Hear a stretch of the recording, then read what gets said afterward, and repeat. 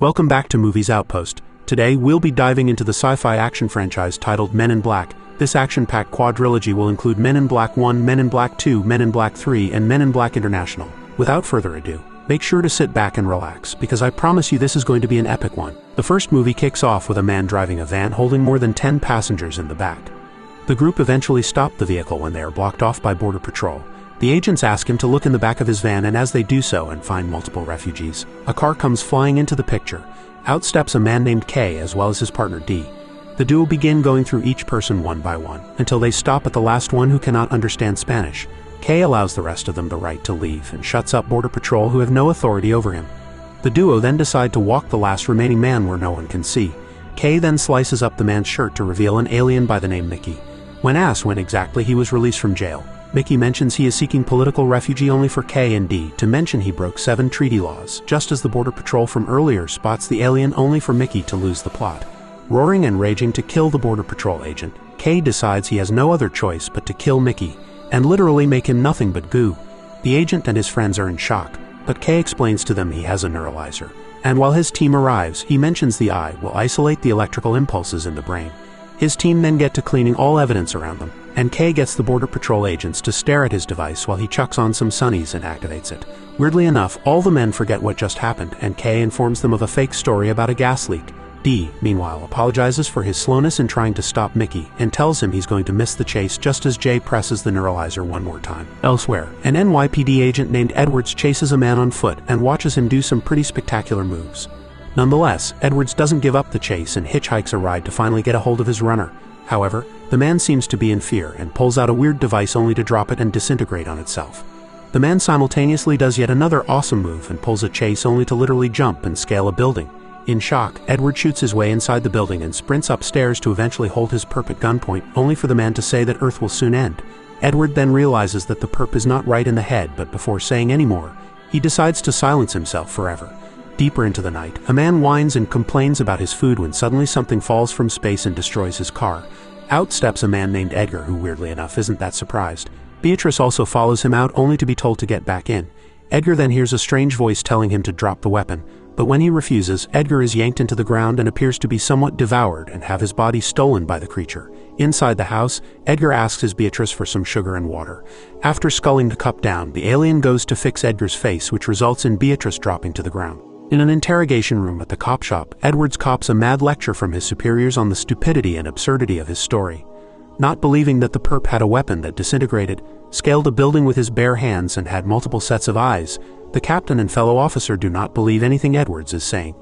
A woman named Laurel then approaches to say she believes him but has her memory erased by K. After deactivating the security camera, K explains they were gills, not eyelids, he saw. He tells Edwards to come with him for a ride, and on the way, he explains his team is part of a bureau that licenses and monitors alien activity on Earth.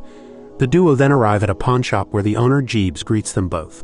K decides to hold Jeeps at disintegration point, and when he doesn't confess about the guns, he loses a head. However, in a couple seconds it regrows, and this time he presses a button to show all the alien weaponry he has, remembering the exact weapon that was almost used on him earlier. K calls Jeeves an absolute moron for giving that to an unlicensed alien and orders him to get off Earth immediately. Outside, Edwards tries to take a moment to understand what is going on until K makes him forget his memory. Edward awakens inside a restaurant very confused on his whereabouts. K then hands him a card with an address and a time to be there before leaving Edward alone. The following day, a pest control worker arrives at Edgar's farm to deal with a cockroach infestation. However, the man is greeted by Edgar, who looks off his face and kills the man the same way he intended to kill the cockroaches. Edgar then attempts to put a weird object in the van, but it does not fit. Later into the day, Edwards arrives at the location given to him earlier and joins a meeting. Zed tells all men there they are the best of the best, whether it be the Army or Navy SEALs. However, only one will receive the job, and Edwards wants to know what the job is. A snob then answers the question after mentioning all his degrees, only for Edwards to run amok on him. No one really likes Edwards' playful manner, but K laughs from behind a hidden mirror just as the first test begins. As the rest of the nerds start doing their work, they all quickly come to the realization that they need something to write on. Edwards then decides to drag the table towards himself, making a deafening noise in the process. The second test then comes to light when all men are told to kill all threats. Edwards only fires one shot though, and Zed asked why he only fired at the little girl. Edwards mentioned she seemed dangerous, as his boys were just working out or were sick. However, little Tiffany was holding quantum physics books and was by herself in the middle of the ghetto. Zed seems quite disorientated by his response, and goes directly to K to say he has a problem with authority. Zed then returns to the troops and says there will be an eye exam for the last test, clearly aiming to erase their minds. Edwards is stopped by K, however, who explains in the 1950s the government started an agency to contact aliens, and in 1961, aliens emerged and were intergalactic refugees who remained secret. Edwards asks for the exit, not believing K, until they step in the kitchen to see a couple aliens pouring the coffee. Once outside, K explains there are about 15,000 aliens at a time on Earth, and most of them are decent beings. He then mentions to get the job, Edwards must sever all human contact, and no one will know he exists and has to sunrise to think about it. With that, Edwards decides to sit for hours on end just thinking about his decision. The next morning at sunrise, Edwards returns to the base to tell K that he's in. Within seconds, the duo arrive at the main base, which is also an intergalactic airport. With various aliens and species around, K takes Edwards to some of their findings. As you'd expect from a guy like Edwards, he hits a floating ball which goes around the airport and barely misses some heads until it destroys a science room before going back to K. Edwards continues his tour and is introduced to two aliens who watch over a map that gives the exact location of every alien on Earth. This includes Sylvester Stallone, which makes sense when you think about it. Zed then approaches and tells Edwards it's time to put on the last suit he'll ever wear. He is told he must only dress in specially sanctioned MIB services and will eat and live where they tell him. K simultaneously deletes all his records and scrub any identifier, literally making him as if he was never born. Above the system, he is officially named J, and is officially a member of the Men in Black. In the meantime, Edgar takes the pest control van into the city and finds an old man closing shop. Back at headquarters, the agents receive information on an alien unauthorized to leave Earth. The duo head out to the car when J realizes it is not standard issue. Back to the old man named Gentle Rosenberg. He arrives at a cafe to meet an Archelian who immediately tells His Majesty that a bug landed on the planet and he is in danger. Both obviously aliens remain seated, unknown to the fact that Edgar approaches them with their food. Rosenberg quickly realizes it though and says they'll never find his planet, which results in the duo being instantly killed and having an item stolen while the cat screams at him. In the meantime, J and K find the alien attempting to flee the country. He tells K that the planet isn't safe anymore due to the new arrivals and refuses to say any more. K later tells J that something is up, and he wants to know what. As the duo go for a break, though, K spots a newspaper mentioning Beatrice's concern of an alien taking over her husband's body. Both agents immediately arrive at the farmhouse and are greeted by Beatrice. She immediately tells them the story and how her husband was murdered and taken over. Once Beatrice mentions the constant water and sugar Edgar keeps asking for, K has heard enough and erases her memory. Outside, he confirms his theory that a bug has landed on Earth and is a creature of pure carnage. At the morgue, Rosenberg's corpse is taken to Laurel with the cat refusing to leave his side. After beginning the autopsy, Laurel is confused beyond belief and starts recording it for her entry until J and K arrive. They quickly have a look at the Archelian's body, which Laurel admits not seeing anything like it. J heads off with Laurel to have a look at Rosenberg, but funnily enough, Laurel can't help but mention that she believes the body is not a corpse, but a transportation device. After noticing something weird on his ear though, the doctor touches it, only for his head to begin opening up, which reveals a little alien barely alive. He tells the duo they need to prevent war, and the galaxy is on Orion's belt before passing away. Immediately telling K what just happened, they erase the doctor's memory and head off. Their special cleanup teams arrive and are given instructions to clear the scene. The bug meanwhile attempts to open the device he stole, and when he eventually does, diamonds fall out only for the bug to scream, "Where is it?" Back at headquarters the next morning, Zed pulls up the 3 stars on Orion's belt saying there is no galaxy and J heard wrong. K, in the meantime, checks up on a woman and just smiles but is caught by J as he simultaneously deletes the video. Zed quickly calls the duo and mentions that multiple aliens are leaving Earth and they know something which he has yet to figure out. Concurrently, an Archelian battlecruiser appears, clearly due to one of their royalty dying. Before heading to Rosenberg's shop, J is handed a tiny weapon which he obviously complains about. At Rosenberg's shop, the bug breaks in and goes through the place. It stops when it sees the cat's necklace, and funnily enough, the pest control van is being towed away, to which the bug attempts to stop the driver but is instead put on show. The duo soon arrive at the store and notice nothing has been stolen. J hears a gunshot outside to see the bug and decides to take a shot but misses. He quickly runs outside and shoots a second time, but it just detaches the van from the tow truck. Once the bug escapes, K tells J they do not use their weapons in public, but nonetheless they have the bug's spaceship thanks to J's shooting. At headquarters though, the Archelians blame the MIB for their Majesty's death and to deliver the galaxy. The bug in the meantime rampages through the streets to learn about the morgue and its whereabouts. J and K then make their way to a talking dog named Frank, who K grabs. After shaking him for information, people around start noticing, but Frank tells K that Rosenberg was the guardian of the whole galaxy, which is the best source for subatomic energy in the universe, and if the bugs get it, the Archelians are dead. Some more shaking forces Frank to confess that the galaxy is here, and that it is really tiny, like the size of a marble. Once the dog leaves, Jay looks at a cat on the street and realizes what Orion's belt is. At the morgue, the cat strolls around and Laurel notices the galaxy on the cat. Staring into it, she sees hundreds of planets and discovers aliens for a third time in her life. Just then, the bug walks into the morgue to be met by a man. After asking for the cat, the man keeps killing bugs around him, and this causes Edgar to completely lose control. Arriving on the scene, Jay tells Kay to give him 2 minutes to retrieve the cat, and Kay agrees, unaware that Laurel is being tossed around inside by the bug. However, when Jay walks in, Laurel is standing alone and tries hinting to him that someone is underneath the sheet. Jay doesn't get it, and it's not long before Kay enters to spot evidence the bug is inside. The bug, however, reveals itself when the cat emerges and holds Laurel by the neck as both Jay and Kay aim their weapons at him. The bug slowly walks backwards and with the galaxy and Laurel, jumps out the window and onto the street. After hijacking a cab, he forces Laurel to drive him to a location to which he suddenly swallows Orion's belt. Jay gets right to the chase and looks for the cab until Kay appears and tells him to get in. Once at command base, Kay orders a barrier around Manhattan, and no alien is allowed to leave. More problems arise when the Archelian battleship fires a warning on Earth and give them 1 hour to deliver the galaxy or be destroyed. Jay, funnily enough, has a good hunch where the bug is planning to leave the planet. And he is spot on as we see the bug arriving at the spaceship. The duo head to the location and take a tunnel. After pressing a button, it seems they've been inspired from Transformers and speed upside down through the tunnel. Dodging things in the way, they quickly get out just as the bug throws Laurel in a tree and makes his way inside the ship. Jay finally gets an upgraded weapon, and there is only 8 minutes left till Earth's destruction. The bug then turns the ship on before flying away. Passing a baseball game, everyone trips out, and with no alternative, the duo shoot the ship, which eventually causes it to crash land directly in front of them. Out steps the filthy creature who is told to surrender himself. However, the creature says the humans have already lost. Once he places his hand on his head, his true form comes out to reveal its true self. It immediately swallows the duo's guns, and the filthy creature walks off only for Kay to approach it and taunt it enough for it to eat him. Jay then attempts to stall the bug long enough for Kay to do his job, but he gets slapped and thrown around. The bug eventually gets annoyed and tosses him away just as Laurel safely falls from the tree. As the creature climbs for the second ship and ignores Jay, Jay begins squishing bugs with his sarcastic-looking face. After killing the bug's cousins and aunties, it angrily approaches him with the intention to kill. But Kay isn't out of the equation just yet and activates his gun to blow the creature apart with its goo spilling all over the place. They find the galaxy and immediately inform the Archelians.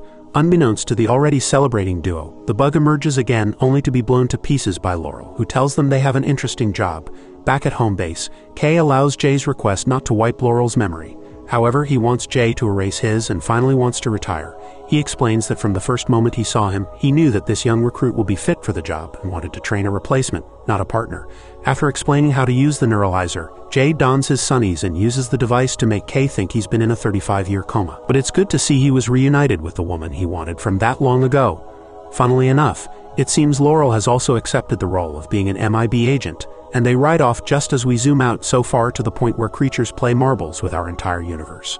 5 years later, a spaceship obliterating world after world after world finally arrives at Earth in July 2002.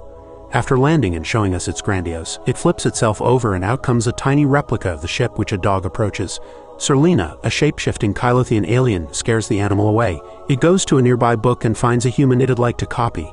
It then disgustingly begins its transformation and decides that to be an alien arriving on Earth, you must follow in the footsteps of Terminator and pretty much arrive naked.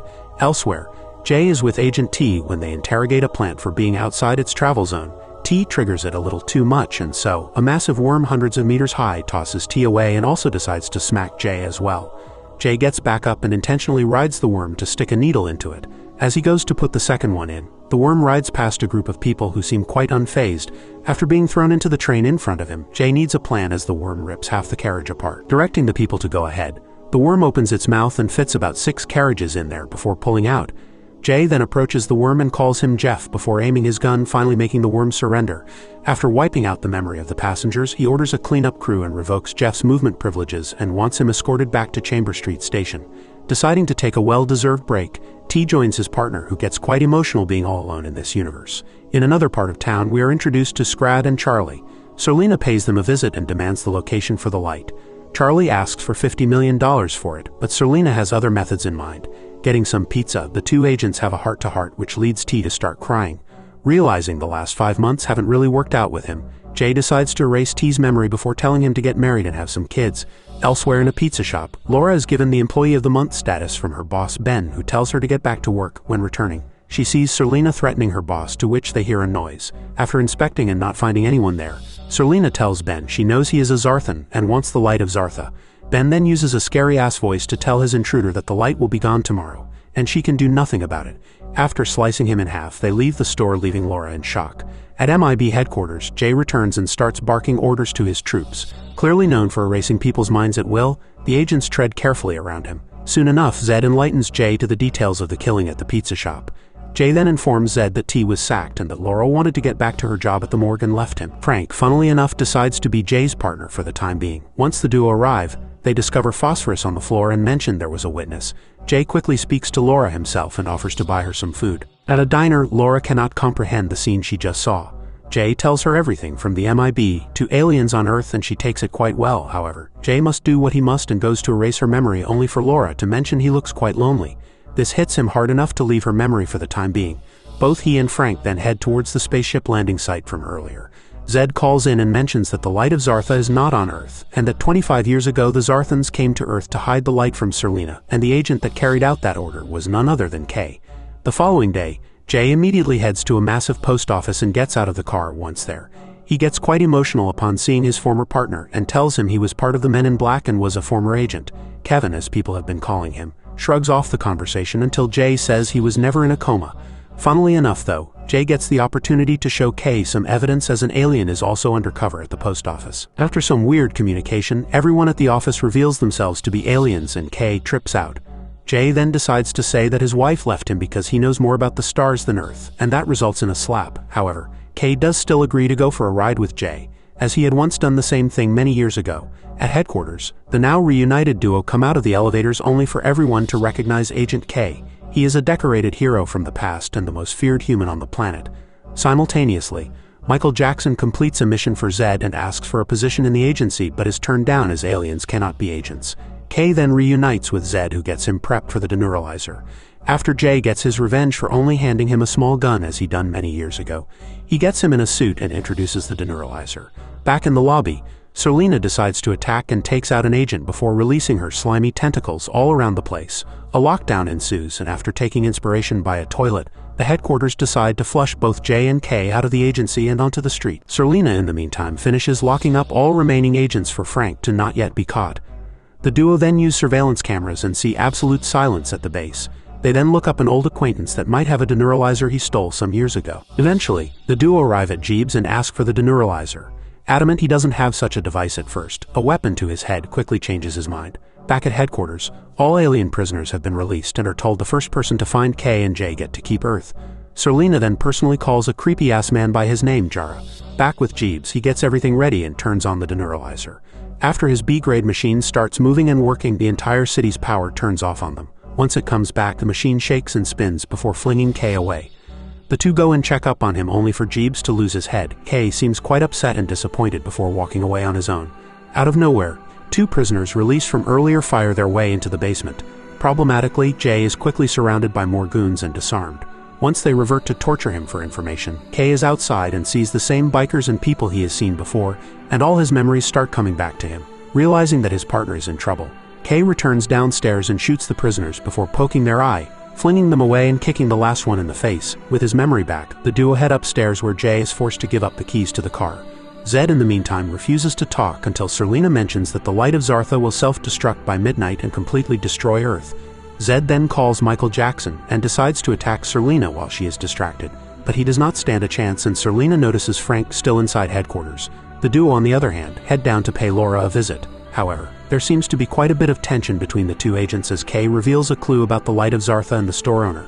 After grabbing the keys as the clue a photo is pointing to, Jay refuses to let Kay erase Laura's mind, at least for the time being. Instead, Laura is sent to hang out with some trusted aliens until the entire situation is rectified. In the hallway outside, Kay says he erased his own memory about the light of Zartha and does not remember it but has left himself some clues. After unlocking his own locker, the duo discovers hundreds of small aliens inside it. Kay takes his watch back and the elder of the village reminds him of a card he once gave them. After taking the card and closing the locker, the two agents go to the shop detailed on the card called Tapeworm. Inside the video rental shop, Kay inserts the card to reveal he placed a reservation on a video named The Light of Zartha. At headquarters, Jara and Serlina make a deal that in return for Jay, Jara will build Serlina a ship that travels 300 times at the speed of light. At the Tapeworm's manager's house a while later, the man plays a DVD to inform us of a war between the Zarthans and the Kylothians for over 50 years. However, a secret weapon that could tilt the war to one side was discovered. Kay then quickly gets back his memory of the situation where he was forced to refuse taking the light as Earth planned to remain neutral. However, the princess was killed and the light was handed to Kay. As per procedure, the civilians' memories are erased, and Jay gives Laura a call to discover that she has the light on her wrist.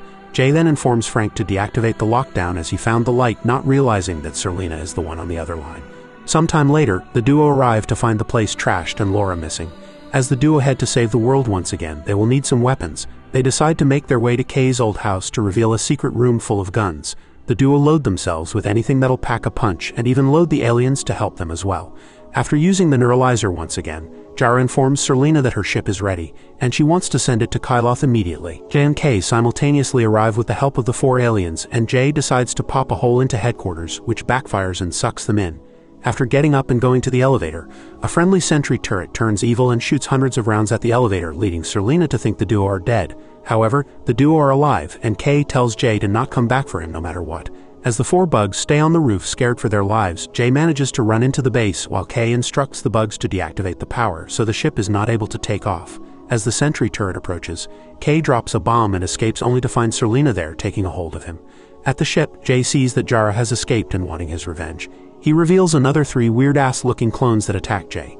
Knowing that time is short and something must happen soon, Laura tells Jay to run away, but he stands his ground and starts playing some baseball. After riding one of Jara's clones, a mad punch takes out one more of them and the final 2 are tricked into colliding with each other. With 10 seconds till launch, Jay calmly deactivates liftoff. Meanwhile, Kay cannot stand Serlina and tells her, "I'll give you one last chance to surrender, you slimy Kylothian invertebrate." Jay then appears from behind and immediately disintegrates Serlina while the bugs deactivate the power.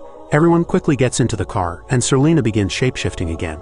Kay then tells the other 2 that the bracelet is not the light but a departure point when suddenly Serlina attacks again. Kay realizes their situation and presses a button which transforms the car and makes it take off flying. After going through a detour around the Statue of Liberty, Jay tells Kay to get out of his seat. The 2 switch places with each other as Serlina approaches them until Jay does some mad moves. Heading into the subway station, both ships fly at outstanding speeds until Jay suddenly stops his ship long enough for Serlina to go right into Jeff's mouth and be eaten.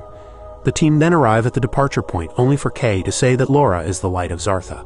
Confused, she argues and mentions that is impossible, until a beam of light comes directly from space and stops to reveal a ship that Laura is to leave in. Jay is quite disappointed, and him being alone seems to be something he must continue getting used to. After both agents get emotional, Jeff comes to the top of the tower and Serlina rips him apart from the inside out. Jay saves Laura's life as Serlina attempts to toss him around, urging Laura to get onto the ship. Kay says she was just as beautiful as her mother, and with that, Laura starts flying away. Kay kills Serlina again, but again she emerges and shoots towards Laura only for the duo to shoot their big guns and cause an absolutely awesome display of fireworks, finally killing Serlina once and for all. With a mission well done, the Statue of Liberty erases all the minds of NYC, and back at headquarters, the original trio reunite. Kay then heads to an exit door and kicks it down to reveal that Earth is inside a locker as the little aliens were beforehand. The third movie opens up with a woman approaching a cell to visit an inmate. Bringing in a cake, it is scanned and given the all clear. The guards then escort the woman to a massive vault-looking cell where we are introduced to a deadly prisoner named Boris the Animal. The guards there cannot stand it, he has a visitor, and so go to ruin the cake only for a creature to grab the guard's hand and kill him as well as his partner. It then breaks all of Boris's shackles before crawling into his hand. Multiple screws then attempt to stop the prison break but are shot at and killed by Boris. The entire facility immediately goes into lockdown when all armored guards get ready for a fight. Once Boris makes his way in, all guards have their weapons trained on him until he blasts a massive hole in the roof, sucking out all the guards and also deciding to let his woman be killed in the process.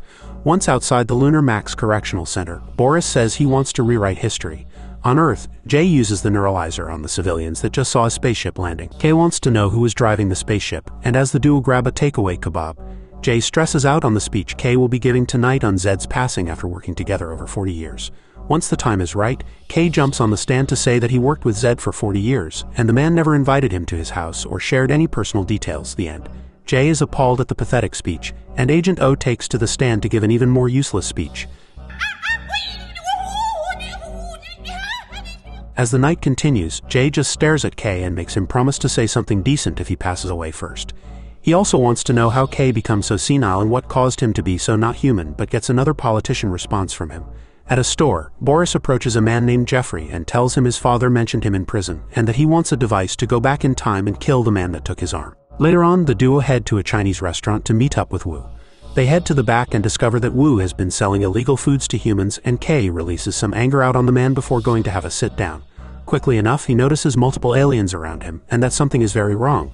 When O tells him that Boris the animal was the man on the ship from earlier, he immediately tells Jay to get ready. Within seconds, the duo is forced to flip a table and incinerate an alien thug before Kay joins in and kills a few more. While Kay goes to the kitchen and gets attacked, Jay is surrounded by multiple aliens and is forced to fight back. Kay meanwhile kills his attacker and sees that Wu has been killed by Boris.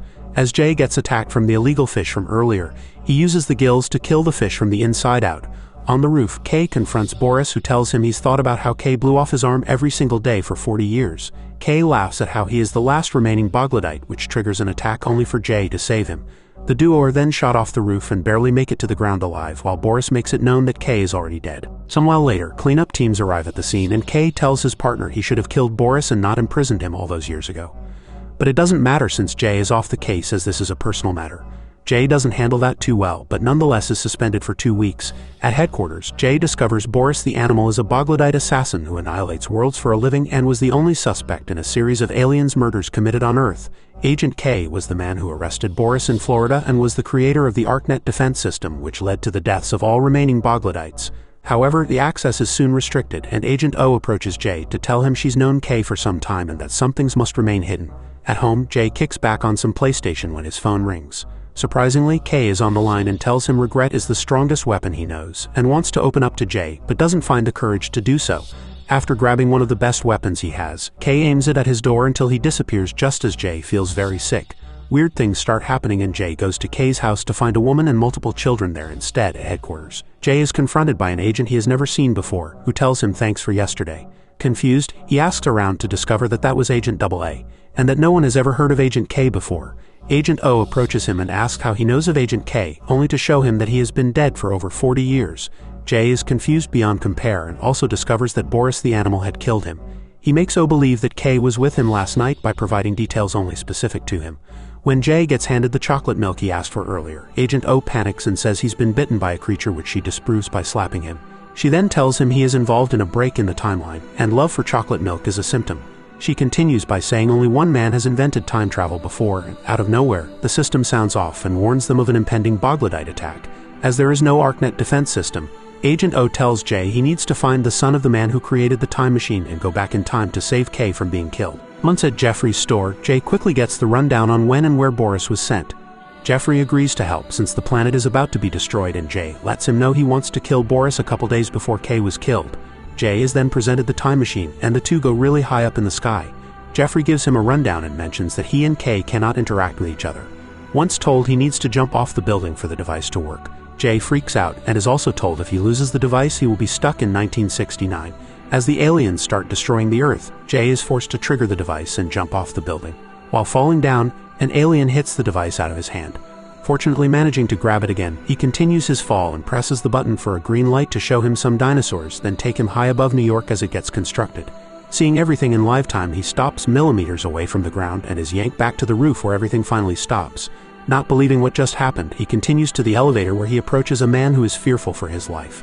Remembering 1969 probably wasn't the best time for people like him in America, he continues his mission and decides to outright steal a rich man's car.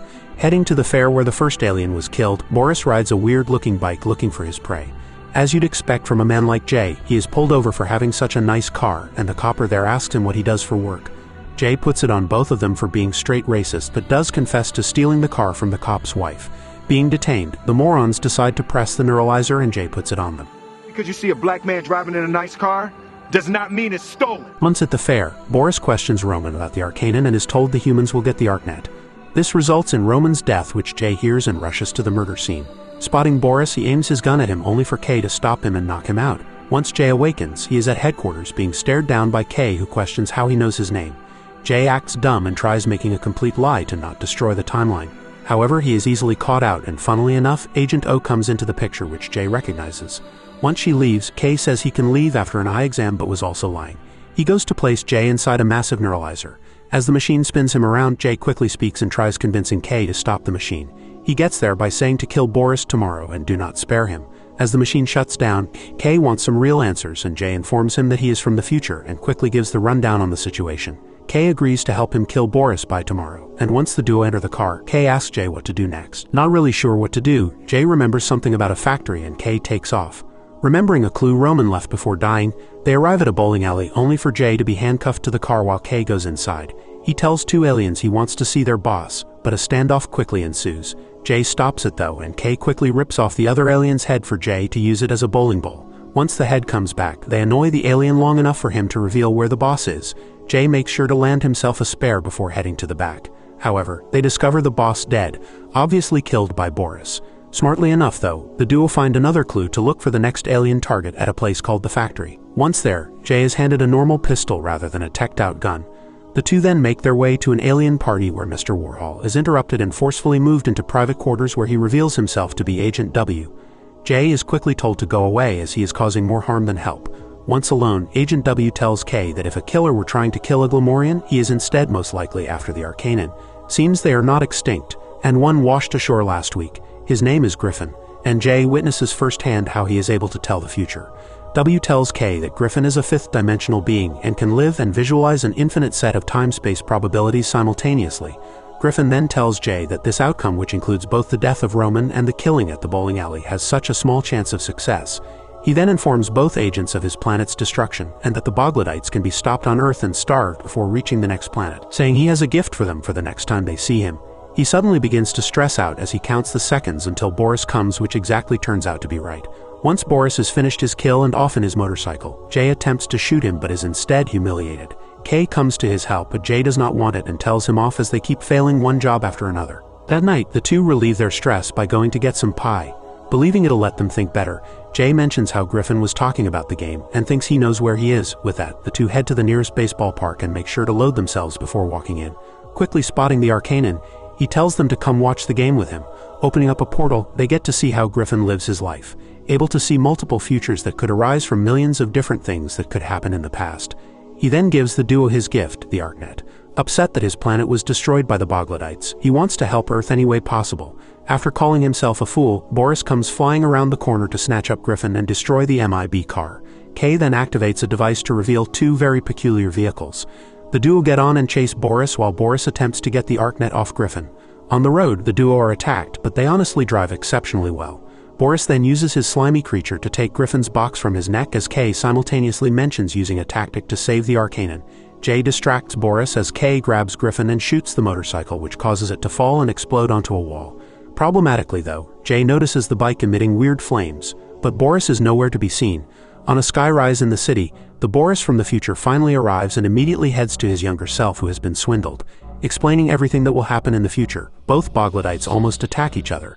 Instead, the older Boris says all they need to do is kill Agent K. Griffin in the meantime reveals where he had hidden the ArcNet and puts it in a small device for the humans to use. However, it needs to be outside the atmosphere, which is when it'll show its true size. Coincidentally, it seems that the launch to the moon is on the same day, which will give them the opportunity to put the ArcNet in space. Jay, however, tells Kay he wants to finish the mission on his own and doesn't want him in Florida. Kay refuses to listen until he is told he is killed there by Boris. Kay gives Jay a couple punches to his head for lying to him, and once he stops, Griffin tells Jay that Kay must be the one to deploy and save Earth. Jay wants to know if there is a way to save his life, and Griffin informs him that where there is death, there is death. Kay informs his future partner that they'll have each other's backs and will be alright. The trio quickly head back to base and use an experimental device to get them to Florida in time for the rocket launch. Once strapped in, the two machines activate and take off at enormous speeds. Quickly arriving at the takeoff site, the duo gets onto a road and are approached by army personnel. Griffin tells them the only outcome that will deploy the ArcNet is by telling the truth. Funnily enough, Jay tells the soldiers everything from MIB to their mission.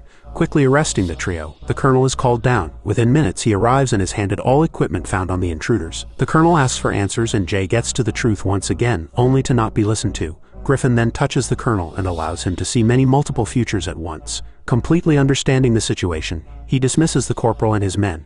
Escorting the team to their next phase, Griffin tells Jay he isn't going and is no longer needed. He warns him, though, that once Boris loses his arm, to go back to the future. As America and the entire world watch the rocket about to take off, the duo are taken to an elevator leading to the top of the rocket. On their way up, both Jay and Kay have a heart-to-heart with each other, with Kay telling his partner he is a good man. Out of nowhere, future Boris rips Jay out of the elevator and destroys his gun.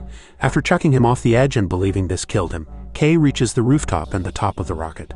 Attempting to place the ArcNet, younger Boris pushes him away, causing the device to be dropped. With 2 minutes until takeoff, future Boris goes to shoot at Kay until the building holding the rocket shifts and locks Kay's leg in place.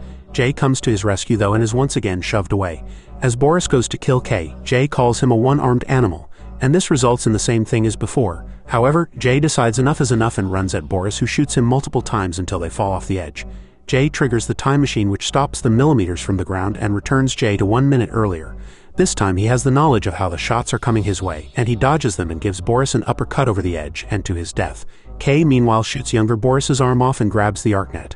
After placing the device, Kay jumps to a nearby ledge and goes sprinting as the rocket is about to take off.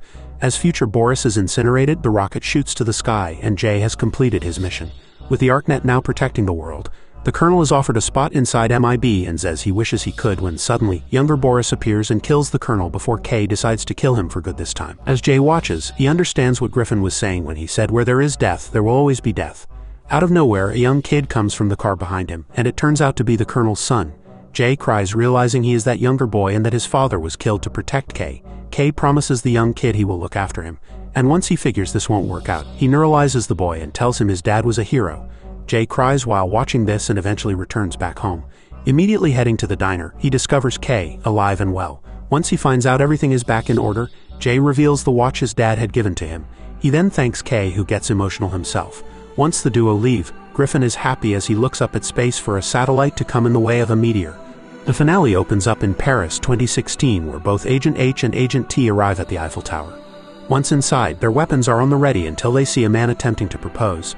H tells the couple that there was a breach in Portal 2 and some vile creatures are soon to come. After using the neuralizer on them, the portal erupts and kicks H to the elevator. After getting back up, they go for round 2 and approach a massive door opening. The two fire at will until we are taken back to Brooklyn 20 years earlier. Here we are introduced to Molly while her parents downstairs hear a noise. The father goes to check it out, only for him to come running back saying he saw a creature. The MIB quickly arrive and explain they saw a very dangerous unlicensed alien. However, it seems to have made its way to Molly's room and freaks her out. The creature is just as scared, though. Molly then hears the neuralizer go off and decides she needs to hide the creature. After telling the creature her name, he repeats it back to her before taking off. Many years later at the FBI branch in New York, Molly has an extraordinary resume but missed the division she wants to work in. She mentions her division isn't on the form, but the bosses have no clue what she's talking about. She ends up working a telecommunications job until one of her out-of-space readings detects an anomalous object. Immediately leaving and going to her apartment, she seems to have hacked a NASA employee's account to determine exactly where the ship's trajectory is heading and makes a move. Once there, she looks around to find absolutely nothing until birds start bugging out in real time. Molly then places her hand through the fence and realizes it's all fake. She suddenly sees a spaceship and an alien being detained. Rushing away and swapping into a suit to follow the men in black, she eventually arrives at headquarters, making some fake alien conversation to the new guard. He calls in a code black. Within seconds, the base goes into lockdown and Molly is taken into interrogation. Agent O tells the agents to neuralize her and stops once Molly says that she knows what it is as she has seen it before. She confesses that she's been searching for them for 20 years, and Agent O goes inside the room to hear the intruder asking to be recruited. After making a story about discovering the secrets of the universe, Agent O puts Molly through some training and decides to accept her into MIB. After formally being named Agent M, the scene cuts to Agent H acting as if he is interested in moving some sort of liquid. However, the alien there attacks Agent H, which seems like an easy job until he kills each one of them. He then trains his gun at the boss and wants his suppliers, network, and everything until he is bitten by a lethal creature. The aliens flash the antidote to him, but the male alien is then bitten as well. H pleads with the woman that if she saves him, she'll get anything she wants. Agent M then boards a train with a clear dissociation with reality. With both aliens and MIB agents on board, the spacecraft goes flying around the world and arrives in London. Still tripping out at the number of aliens in her presence, she continues to the terminal and realizes that Elon Musk is not from Earth before Agent T makes his presence known. After causing a scene just as Agent J and K had done, she receives a very special gift from T. At Marrakesh, a man cleans the floor of a hall when the lights completely go out. Going to check the fuse, some very weird aliens appear from behind him. They eventually get close enough to drain the man's body and dump it. Once they shapeshift into lookalikes, they make their way to a shop and tell the man they need to see the Queen. Escorted to the back, they ask for someone to die and present a photo only for the Queen to reject them, as they have a treaty with the Jababians until they eventually agree from fear of losing their lives. Elsewhere, Agent H arrives at headquarters in London, where Molly sees the history of aliens and the Great Migration. Agent H then walks in, to which everyone just stares at him. He is known as the best agent, and while T speaks about the incident from the night before, H enters and gets told off for being too arrogant. T then tells the team a member of the Jababian royal family has a layover on Earth and has asked for H to be his chaperone. Later on, M decides to pay H a visit and wake him up. She offers her assistance with the Jababian tonight, but is told that he works alone. After telling him that she knows how to tell if a Jababian is lying, he agrees to let her come. That night, H tells M to act casual and the duo arrive at a club. They link up with Vungus, the man they will be chauffeuring. The twins simultaneously make their way onto the scene, and while they take over the dance floor, one of them fires something that hits Vungus. Not feeling too well, he is escorted out and told to sleep it off. As the car drives away though, it explodes and crashes. The two agents see the twins and force them to get down. However, one of them starts bending space and they abolish the entire street. Vungus is still alive though, and a firefight takes place. After blasting the two aliens, they turn into matter, then back to themselves. Thanos would struggle against these boys, but the duo attempt their best. As M goes to grab Vungus, he grabs her to see if she can be trusted, as he does not believe in H anymore. He then decides to give her something and says something is wrong with the men in black before dying. As H launches a rocket, MIB arrive on scene only for the twins to disappear. When Agent C comes on site, he tells H and M off for how pathetic of a job they done. M says that Vungus did not say a word when he died, and this adds to fuel the fire at headquarters. T learns the killers are a species called Diadnum and are from the Hive territory, something H stopped years ago and saved the world to Hive, as MIB know, take over their enemies from within. As C goes to neuralize the duo, T stops him, and M explains that only a handful of people knew Vungus was on Earth and that MIB have a mole. C is then told to track the killers, while M will make a weapon to neutralize the two demons. H in the meantime is told he is off the case and not the same person that defeated the Hive before. In weapons development, H pretty much lies and says he is running point on the operation and wants M beside him.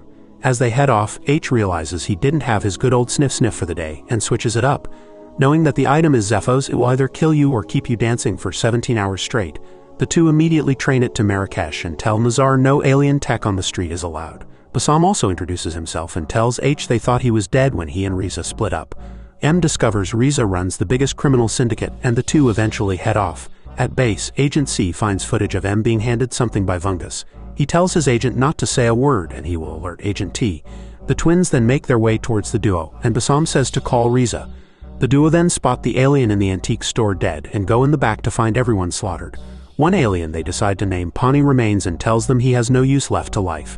H manages to convince the little man that M is a queen, and it pledges his loyalty to her. Instead of leaving him to die, she decides to put him in her pocket. Funnily enough, it seems that H has found the item that was given to her earlier, and told not to trust anyone else with it. Suddenly, MIB tactical agents all pop out of nowhere, where C explains to T that H has an item that was stolen from the Jababian research team and brought to Earth, that both H is acting weird, and T let them go for some reason. The operation continues nonetheless, and the two immediately get a call from T informing them the operation isn't his and there is a mole inside the agency. After the duo decide to split up, H distracts all the agents while the twins spot M in the device. M notices the power dying around her, and H goes to his friend's bike and takes off. After a couple of rough stunts, the two demonic creatures lose their target. Once they finally find her though, H comes to the rescue and goes up real high. They somehow make it down safely and speed through street after street, avoiding the MIB agents and using some sort of warp drive to land in a desert. H is quite happy with the outcome. But M sees the device moving weirdly, and it somehow transforms into an enormous weapon. In the middle of nowhere, the duo decide to press the weapon, and it does not disappoint at all as it causes a massive hole in the ground. At headquarters, both Agent C and T have a few words with each other as the tension of a mole is building up. Agent H and M also have some built-up tension when Bassam out of nowhere appears and aims his gun at them. After stealing the weapon that went back to its original size, he takes off to give it to Riza. Once night hits, the two agents fix the busted-up vehicle and have one destination in mind, Riza's fortress, a stronghold not to be forgotten. At the magnificent island, H arrives and is targeted by weapons but is allowed entry into the fortress. Luca, the head of security, escorts H to Riza while M sneaks off the boat. The old couple then link up with each other, to which H cops a punch. He tells her that he has brought a peace offering and reveals Pawnee. As M starts scaling a wall, Luca is told to kick H out as he is not here for her but for the weapon instead. Outside, clearly annoyed, H takes 2 bodyguards out and makes his way to the surveillance room and disables weapons on the island. Speaking through comms, Pawnee sneaks out of his jar and runs away. This distraction intrigues Riza long enough for M to steal the weapon but is then spotted and held at gunpoint. Pawnee manages to save her ass though, as Luca meanwhile takes on H while M and Riza fight as well. Not looking too good, both agents improvise, but it is not enough to stop them both. M does manage to stop Riza in her tracks, but H is brought to her at gunpoint, to which she surrenders the weapon. As Luca goes to kill H and then M remembers that Luca is the little creature she saved as a child. Luca puts H down and says the name Molly. Funnily enough, he turns his gun at Riza and demands her to hand over the box, which she does. Once the duo leave, H says it's only fair that she know his true name, which is Henry. Simultaneously, the ground beneath the two collapses and the twins appear. They demand the weapon for the Hive, but the duo refuse to give it up and train it on them instead. They don't have to use it though when the MIB use a new weapon to subdue and kill the twins. T then approaches them and congratulates them for a job well done. After taking the weapon off M, he tells them it's time to go home, to which they are met with a standing ovation. After alerting the Jababians to their stolen weapon, T tells M to enjoy the moment while it lasts. She cannot help but feel that something is very wrong, and she tells H of her suspicions. H also senses something is amiss and discovers the case deleted. M realizes that the gift she was given upon entry into the MIB had a tracker inside it, and things get worse when they discover the weapon missing. On their way out of headquarters, Agent C rushes up to them and says that T was covering up his tracks the whole time. H tells him that if things go south, to say that he himself was the mole so the agency doesn't destroy itself. After grabbing a brand new spanker, the two make their way on the street and activate the car's ability to fly. Agent C alerts them that a portal from Sector C has been activated and the Hive is coming. H is very perplexed, as both he and T had saved the world from the Hive, a story that M is finding hard to believe. Just as the duo arrive at the Eiffel Tower, M questions how H defeated the Hive, and he says the same response, that he used nothing but his wits. He quickly realizes that he did not defeat the Hive and was neuralized instead. The two then come face to face with T, who has been taken over by the Hive. Once the portal is opened, H tries convincing T to stop, but he walks up to him and says, "Always like a son to him." After turning into a disgusting demonic filth and whacking both agents away from him, it approaches the portal and is tackled by H, who makes him drop his weapon. It however fends off both agents once again and recovers its device and walks to its queen, only for H to call on T.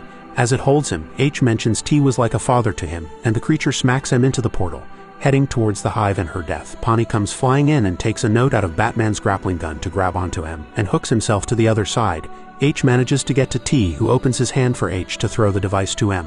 With the Hive connected to T, M activates the gun and obliterates T, the Hive, and the portal they came from. Finally saving the world, H is quite upset at losing his dear friend.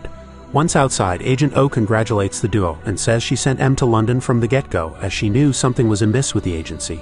After M is off temporary duty and is now a full-time agent, H is placed as probationary head of London agency. Seems Agent C also wants H to run the agency, and M is told to head back to New York.